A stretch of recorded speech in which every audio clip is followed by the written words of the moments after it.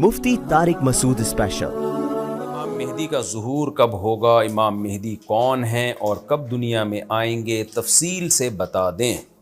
देखें, हमें रसूलुल्लाह सल्लल्लाहु अलैहि वसल्लम की जो सही हदीस से मिलता है वो इतनी बात मिलती है कि आप सल्लल्लाहु अलैहि वसल्लम ही के नसब में हज़रत महदी होंगे। उनका नाम आप सल्लल्लाहु अलैहि वसल्लम के नाम जैसा होगा, कुरैश में से होंगे, और जिस दौर में आएंगे वो हज़रत ईसा अलैहिस्सलाम भी उन्हीं के बाद फ़ौरन नाजिल होंगे, उस दज्जाल भी उसी वक्त ज़ाहिर होगा। ये तीनों चीज़ें एक ही वक्त पे होंगी, दज्जाल, हज़रत ईसा अलैहिस्सलाम और हज़रत महदी। और हज़रत महदी दिमिश्क में मस्जिद में नमाज के लिए खड़े होंगे कि अचानक हज़रत ईसा अलैहिस्सलाम फ़रिश्तों के कंधों पे हाथ रख के दिमिश्क के मीनार पे उतरेंगे, फिर वहाँ से सीढ़ियों से नीचे आएंगे क्योंकि दारुल अस्बाब में दाखिल हो चुके हैं। हज़रत महदी उनसे कहेंगे कि आप नमाज़ पढ़ाएं, वो इनकार करेंगे। हज़रत महदी की इक़्तिदा में हज़रत ईसा अलैहिस्सलाम नमाज़ पढ़ेंगे और फिर दोनों की इक़्तिदा में जिहाद होगा। तो मुजाहिदीन के इमाम होंगे हज़रत महदी। इतनी बात हमें मालूम होती है। चंद बातें और हैं रिवायात में जो मिलती हैं।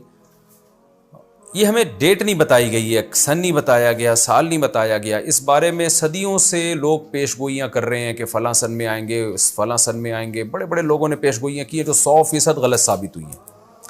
तो अब भी लोग पेशगोइयाँ कर रहे हैं कि 2025 में आएंगे, कोई कह रहा है 2030 में आएंगे। तो गवर्नमेंट की तरफ से कोई पाबंदी नहीं है, कोई भी कुछ भी कह सकता है। नबी सल्लल्लाहु अलैहि वसल्लम ने इसको मुबहम रखा है, सहाबा ने मुबहम रखा। ना सहाबा ने नबी से तारीख़ पूछी, ना महीना पूछा, और ना नबी ने बताया। और ऐसी चीज़ों में इस्लाम उसको मुजमल ही रखता है, क्योंकि वो महीना आता और उस महीने में कोई भी उठ के मेहदी का दावा कर देता तो कन्फ्यूजन पैदा हो जाती है ना। इसलिए हमें इस पर मुबहम ईमान ज़रूरी है, मुजमल ईमान ज़रूरी है। मुबहम तो नहीं कहेंगे, मुजमल।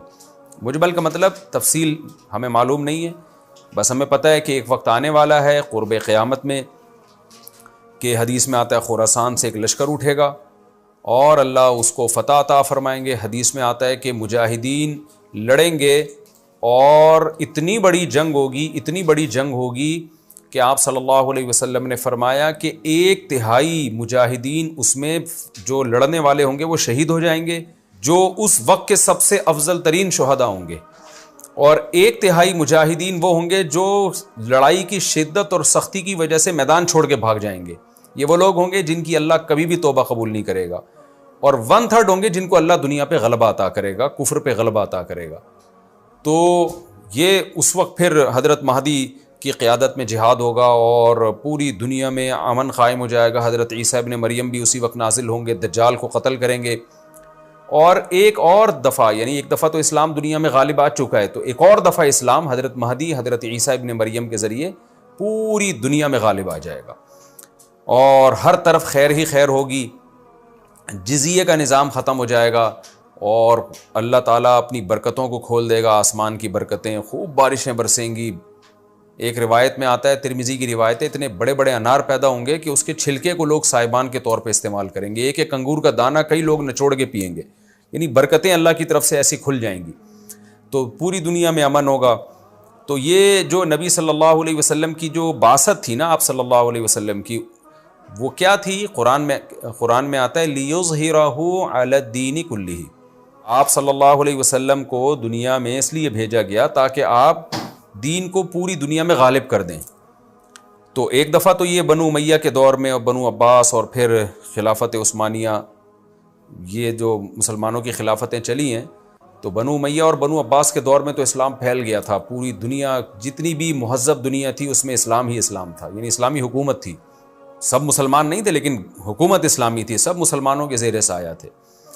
तो अल्लाह ताला अब पूरी दुनिया में कैफियत के लिहाज से, कमियत के लिहाज से, क्वांटिटी क्वालिटी दोनों लिहाज से इस्लाम को दुनिया में गालिब करेगा। उसके लिए अल्लाह ने हज़रत महदी और हज़रत ईसा इब्न मरियम का इंतखाब किया है। इतना हमारा ईमान है। अब क्या होता है कि हर थोड़े दिन में कोई मेहदी उठ के दावा शुरू कर देता है।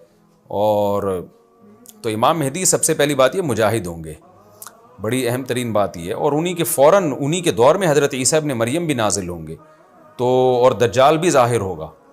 तो इसलिए ये तीनों चीज़ें एक साथ हैं, इसलिए इनको पहचानने में अहले इस्लाम को दुश्वारी नहीं होगी। हज़रत महदी को तो लोग ख़ुद तलाश करेंगे, उनकी अलामतों में से ये भी है, वो दावा नहीं करेंगे। लोग अहलुल्लाह बुज़ुर्गान दीन उलमा उनको ख़ुद तलाश करेंगे।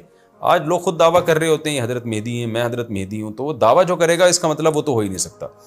तो इसलिए हमें इस टॉपिक को ख़त्म कर देना चाहिए इस सेंस में کہ اس سینس میں ختم کر دینا چاہیے کہ جو دعوے کر رہے ہیں نا کہ کل آ رہے ہیں، پرسوں آ رہے ہیں، فلاں سن میں آ رہے ہیں، اس سینس میں اس ٹاپک کو ہمیں ختم کر دینا چاہیے. ہاں جتنا احادیث میں ہے اس کو بیان کرنا چاہیے. اور جو لوگ بھی خلاف سنت ہوتے ہیں وہ تو حضرت مہدی ہو ہی نہیں سکتے. آج تو مہدی ہونے کا دعویٰ ایسے ایسے پاگل فضول قسم کے لوگ کر رہے ہیں جو انسان ہونے کا دعویٰ کرنے سے پہلے ان کو سوچنا چاہیے کہ ہم انسان کے بچے بھی ہیں کہ نہیں.